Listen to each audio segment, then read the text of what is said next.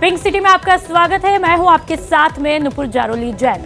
चलिए खबरों की शुरुआत करते हैं और आपको बता दें कि मुख्यमंत्री अशोक गहलोत ने किसानों को बड़ी राहत देने का ऐलान किया है। जी हां, आपने बिल्कुल ठीक सुना है। जिन किसानों के बिजली के कनेक्शन काट दिए गए हैं उन्हें फिर से बहाल करने का ऐलान मुख्यमंत्री अशोक गहलोत द्वारा किया गया है। इसके लिए उन्हें बकाया राशि का 50% जमा कराना होगा। और आपको बता दें कि प्रदेश में 8,900 ऐसे किसान हैं जिन पर 1 लाख से ज्यादा की राशि बकाया है।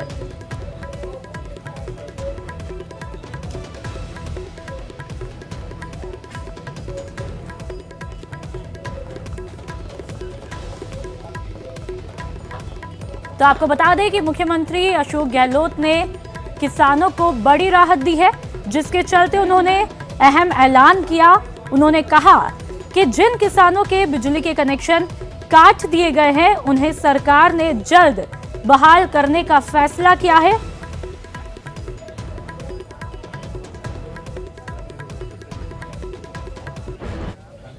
साथ ही मुख्यमंत्री अशोक गहलोत ने आज एक बड़ा बयान दिया है, जिसके चलते मुख्यमंत्री अशोक गहलोत ने कहा कि घूंघट और बुर्का प्रथा जो है उसे हटाने के लिए अभियान चलाया जाना चाहिए। देखिए हमारी रिपोर्ट में।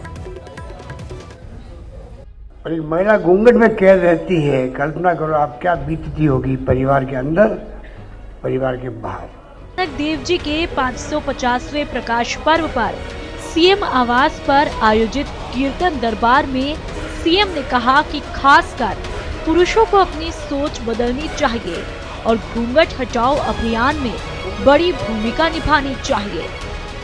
तमाम प्रदेश की और देश की महिलाओं को आगे आना चाहिए और महिलाओं से ज्यादा पुरुष को आगे आना चाहिए। जिस पुरुष की इच्छा से, जिस पुरुष प्रधान मुल्क होने से पुरुष का दबाव रहता है, इस कारण से महिला को घूंघट निकालना पड़ता है। तो घूंघट हो या बुर्का हो, ये समाज आधुनिक समाज में, जहाँ दुनिया चांद पे पहुंच रही है, मंगल ग्रह पर जा रहे यान हमारे, वहां पर क्या तुक है। महिला और पुरुष समाज के 2 पहिए हैं। जाहिर है जब दोनों पहिए एक चाल में नहीं होंगे, समाज और देश की चाल बिगड़ रही है। ऐसे में दुनिया को एकता और समानता का पाठ पढ़ाने वाले गुरु नानक देव जी को सही अर्थों में श्रद्धांजलि यही होगी कि सीएम के आह्वान को अमल में लाए, यानी घूंघट से महिलाओं को आजादी मिल जाए।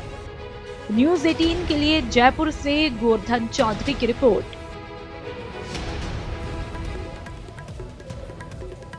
मुख्यमंत्री अशोक गहलोत ने आज जयपुर में विद्याधर नगर इलाके के माहेश्वरी गर्ल्स स्कूल के कार्यक्रम में शिरकत की, जहां पर उन्होंने युवाओं को नशे से दूर रहने की नसीहत दी। साथ ही उन्होंने युवाओं का देश का भविष्य भी बताया है। देखिए।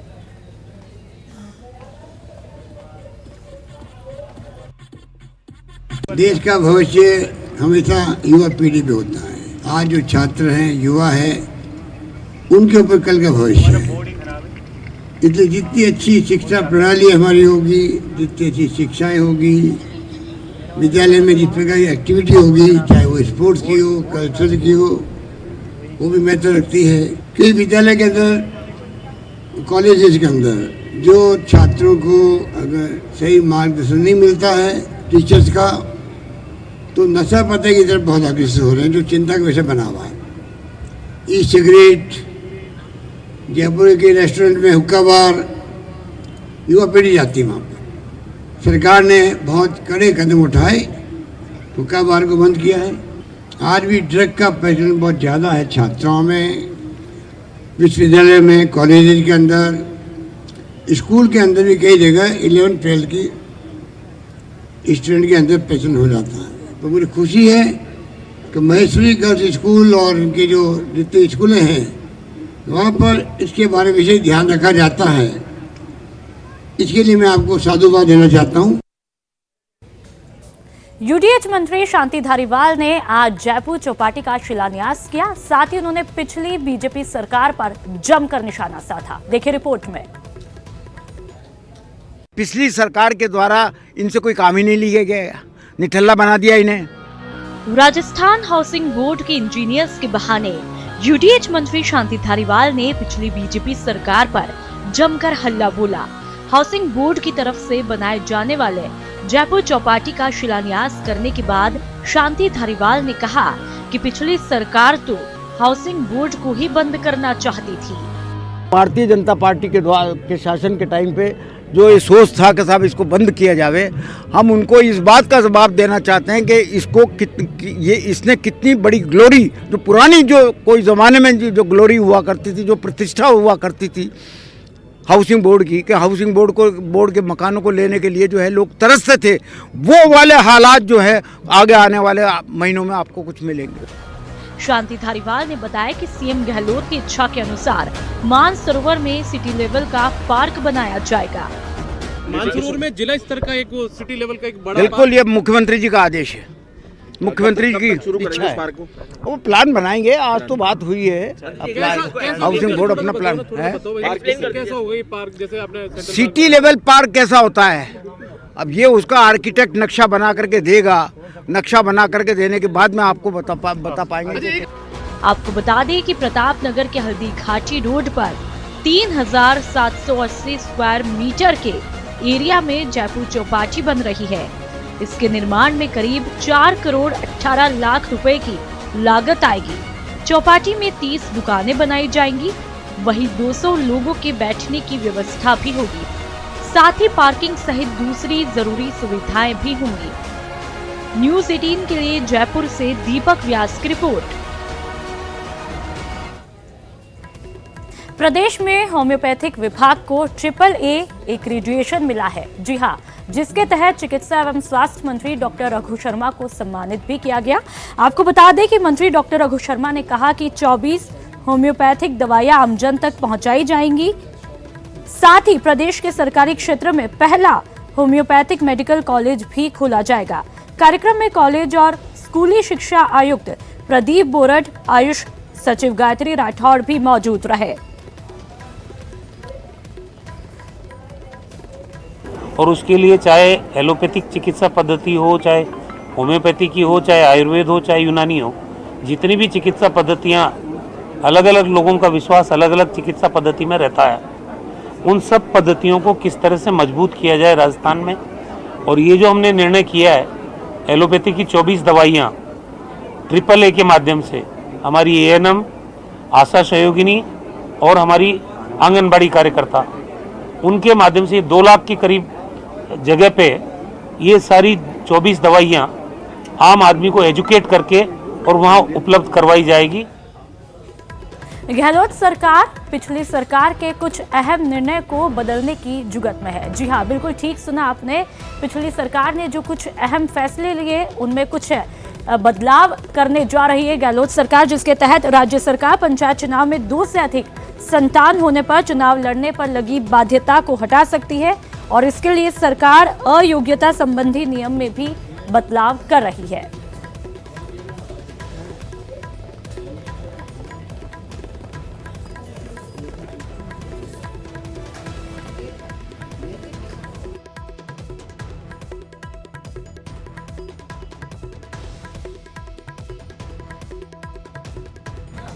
और चलिए, निकाय चुनाव के बाद अब बीजेपी ने पंचायत चुनाव जैसा कि नजदीक है, उसको लेकर भी कमर कस ली है। जी हां, उसकी तमाम तैयारियां अब शुरू कर दी है, जिसके तहत चुनाव के मद्देनजर आपको बता दें कि बीजेपी के 7 मोर्चों के प्रदेशाध्यक्ष और महामंत्रियों की बैठक हुई, जिसमें राज्य सरकार को घेरने की रणनीति पर मंथन किया गया।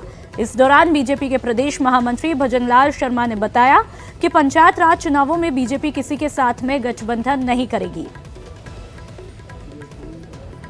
हमारे काम थे पंचायत राज के जो हमने किए थे, उन कामों को बंद करा दिया और केंद्र सरकार के जो काम हैं उनको भी उन्होंने बंद कराया है। मोर्चों के माध्यम से हम पंचायत समिति स्तर तक इन सभी जो काम हैं जो बंद किए गए हैं या जो वायदा किया गया था उन वायदों को नहीं निभाया है, इन सभी विषयों को लेकर के हमारे मोर्चों के कार्यकर्ता, पार्टी के सभी कार्यकर्ता। ब्रेक के बाद आपका स्वागत है। आपको बता दें कि राज्यपाल कलराज मिश्र और पर्यटन मंत्री विश्वेंद्र सिंह के बीच आज एक अहम समझौता हुआ। इस समझौते के तहत पर्यटन विभाग और उदयपुर के पश्चिम क्षेत्र सांस्कृतिक केंद्र के बीच में एमओयू हुआ।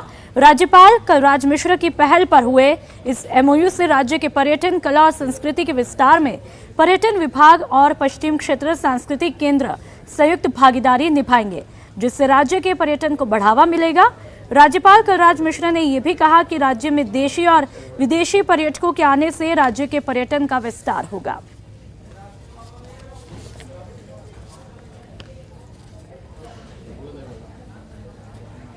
प्रदेश में 18,000 सहकारी संस्थाओं के चुनाव की कवायद शुरू हो गई है। जी हां, जिसके तहत दिसंबर से जून चुनाव जो है वो संपन्न कर दिए जाएंगे, जिसके द्वारा सहकारी समितियों के प्रतिनिधि चुने जाएंगे और इसके लिए सीएम गहलोत ने सहकारी निर्वाचन प्राधिकरण को निर्देश भी दिए हैं। चरणों में चुनाव होंगे। फर्स्ट चरण में तो वो ये छोटी जो सहकारी समितियां हैं उनके चुनाव हो जाएंगे। फिर दूसरे चरण में जीएसएस और केवीएसएस के चुनाव होंगे और तीसरे चरण में दूध उत्पादक संघ है, डेयरी है, उनके चुनाव होंगे। गहलोत सरकार के नए पेयजल कनेक्शन पर स्टाम्प पेपर से राहत देने का फैसला किया गया है। जी हां, जिसके तहत all Rajasthan PHED contractors association और प्लम्बर्स एसोसिएशन ने सरकार के इस फैसले को जनहित में बताया। सरकार के इस फैसले से नए घरेलू पेयजल कनेक्शन लेने वाले उपभोक्ताओं के साथ ही BPL परिवारों को भी राहत मिलेगी। आपको बता दें कि राज्य सरकार द्वारा पेयजल कनेक्शन के लिए 500 और 50 के स्टाम्प पेपर की अनिवार्यता को हटाने से पेयजल उपभोक्ताओं को 1,000 रुपए की राहत मिलेगी। मुख्यमंत्री महोदय श्री अशोक गहलोत साहब और हवा महल क्षेत्र से महेश जोशी जी MLA साहब जो घरेलू कनेक्शनों के अंदर स्टाम्प को समाप्त कराया है, सर्वप्रथम राजस्थान सरकार को हम बधाई देना चाहते हैं। और इस छूट से कम भी राजस्थान के अंदर 90% जो कंज्यूमर हैं उनको सबसे बड़ा इसका फायदा मिलेगा। 6 दिसंबर को राजस्थान होमगार्ड का आपको बता दें कि 57वां स्थापना समारोह दिवस मनाया जाएगा। जी हां, बड़े ही धूमधाम के साथ ये दिन मनाया जाएगा, जिसके तहत इस मौके पर होमगार्ड के केंद्रीय प्रशिक्षण संस्थान में मुख्यमंत्री अशोक गहलोत शिरकत करेंगे और इस मौके पर होमगार्ड स्वयंसेवकों द्वारा परेड सलामी भी दी जाएगी। होमगार्ड महानिदेशक राजीव दासोत ने बताया कि होमगार्ड विभाग की स्थापना के बाद ये पहला मौका होगा जब कोई मुख्यमंत्री स्थापना दिवस परेड की सलामी लेगा। और साथ ही इस मौके पर राजधानी में भी रक्तदान शिविर और स्वास्थ्य जांच शिविर का भी आयोजन किया जाएगा।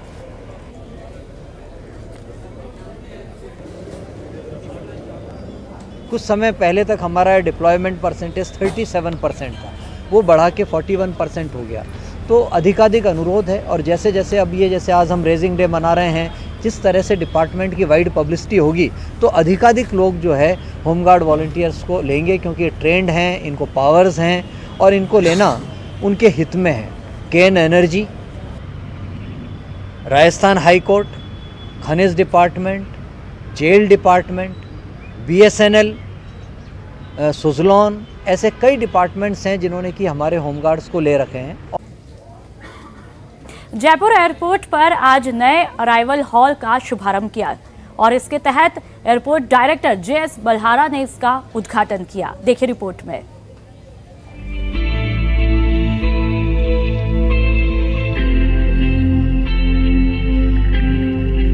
हवाई यात्रियों के स्वागत सत्कार की ये तस्वीरें जयपुर से आई हैं, जहां एयरपोर्ट डायरेक्टर GS बल्हारा ने नए अराइवल हॉल का उद्घाटन किया। नए हॉल में 3 नई कन्वेयर बेल्ट लगाई है, जिससे मुसाफिरों को 5 से 10 मिनट में लगेज मिल जाएगा। अभी बेल्ट कम होने से कई बार लगेज मिलने में 30 से 45 मिनट तक लग जाते थे। इसके अलावा प्रशासन ने नए हॉल में इंतजार करने के लिए अतिरिक्त कुर्सियां भी लगवाई हैं। कुछ नए टॉयलेट ब्लॉक बनाए हैं ताकि पैसेंजर्स को ज़्यादा से ज़्यादा सुविधा मिल सके। अब थोड़ी सी पैसेंजर्स को चेहरे को देख सकते हो आप कि कितना खुशी हुई इनको आके इस हॉल में। नए अराइवल हॉल का निर्माण जुलाई में ही पूरा हो गया था, लेकिन सुरक्षा की दृष्टि से कुछ बदलाव करने के लिए इसे आम यात्रियों के लिए नहीं खोला गया था। ये थे एयरपोर्ट डायरेक्टर JS बल्हारा, जो बता रहे थे कि जो नया अराइवल है यहाँ पर किस तरह की सुविधा दी गई है। 3 नए बेल्ट यहाँ पे लगा दिए गए हैं और अब ऐसे में जो कन्वेयर बेल्ट की संख्या है वो 5 हो गई है। तो ऐसे में जब यात्री यहाँ पहुँचेगा तो उसे वो कम समय में अपना लगेज प्राप्त कर सकेगा और यहाँ से एयरपोर्ट पर आसानी से निकल सकेगा। इसके साथ ही जो नया डिपार्चर है वो भी जनवरी की शुरुआत में यात्रियों को उसकी सौगात भी जल्द यहाँ पर दी जाएगी। कैमरा पर्सन अमनदीप सिंह नंदावा के साथ सचिन कुमार, न्यूज़ 18 जयपुर। हैदराबाद में हुई हैवानियत को लेकर पूरे देश में गुस्सा है और इसी के तहत जयपुर में भी युवाओं में महिलाओं में गुस्सा देखने को मिला और वहां पर महिला सुरक्षा को लेकर के लोग जो है अपनी आवाज को बुलंद कर रहे हैं।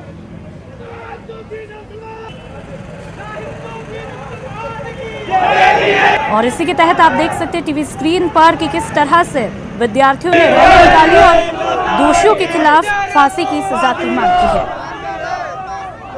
वो हिंदू की, मुसलमान की, वो बेटी है हिंदुस्तान की। आप लोगों से सभी से मेरी एक हाथ जोड़ के विनती है, ये मुद्दा राज्य स्तरीय ना होते हुए हिंदुस्तान का मुद्दा है, हिंदुस्तान की बेटी का मुद्दा है, जिसके लिए हमें आगे बढ़ के इस चीज़ को आज ना रोक पाए तो कभी ना रोक पाएंगे। मैं सिर्फ एक ही मैसेज देना चाहूँगी कि जिन चारों ने उनके साथ जो कुछ भी किया है उनको फांसी की सजा दी जाए और उनके साथ न्याय किया जाए। के साथ जो हुआ उसका हम सभी को खेद है और उनके जीते जी तो उन्हें इंसाफ नहीं मिला, लेकिन उनके जाने के बाद हम ज़रूर उनको इंसाफ दिला के रहेंगे और हम सब छात्र ने ये फैसला किया है कि उन सबको कड़ी से कड़ी सजा दिलाकर रहेंगे। और चलिए बात जयपुर जू के सीनियर वेटरनरी डॉक्टर की कर लेते हैं। जी हाँ, जिन्होंने अपने नाम का एक अनोखा रिकॉर्ड बनाया है। उसके तहत आपको बता दें कि डॉक्टर अरविंद माथुर 2008 से पैंथर समेत कई वन्य जीवों का रेस्क्यू कर रहे हैं। माथुर रेस्क्यू के मामले में पहले ही देश के दूसरे विशेषज्ञों से काफी आगे थे, लेकिन पैंथर के 50 सफल रेस्क्यू करने के बाद वो दुनिया के इकलौते रेस्क्यू विशेषज्ञ बन गए हैं। तो वहीं इस मौके पर डॉक्टर अरविंद माथुर से बात की हमारे संवाददाता अरबाज अहमद ने। कितने आपने जो रेस्क्यू किए हैं, हिंदुस्तान में कहीं और रिकॉर्ड नहीं किए गए कि किसी एक अकेले डॉक्टर ने 50 जो है ऐसे रेस्क्यू किए हों पैंथर के, जो ट्रैंकुलाइज करने के बाद में पैंथर को भी बचाया गया और इंसानों को भी बचाया गया। जब मैं वन विभाग में जयपुर जू में आया था तो 2008 में ये घटनाएं स्टार्ट हुई थी और अलग अलग जगह डिफरेंट जो राजस्थान के डिफरेंट ज़िले हैं, लगभग 14 ज़िलों में हमने लेपर्ड का जो रेस्क्यू ऑपरेशन किया है। आबादी जो वन क्षेत्र से निकलकर आबादी में जब भी पैंथर आता है तो वो पैंथर घबरा जाता है और लोग बाग, हमारा जो काम होता है कि ना केवल लेपर्ड को बचाना है बल्कि जनहानि को भी रोकना है। तो उस में हमारा प्रयास रहता है और मैं इस मामले में लकी रहा कि राजस्थान के विभिन्न भौगोलिक क्षेत्र, विभिन्न चाहे जयपुर सिटी में हो, रूरल एरिया में हो, सैंड ड्यून्स में हो, चूरू जिले में भी काफ़ी लेपर्ड के हैं, उसमें विभिन्न जो पैंथर। और पिंक सिटी में फिलहाल आज इतना है। नमस्कार।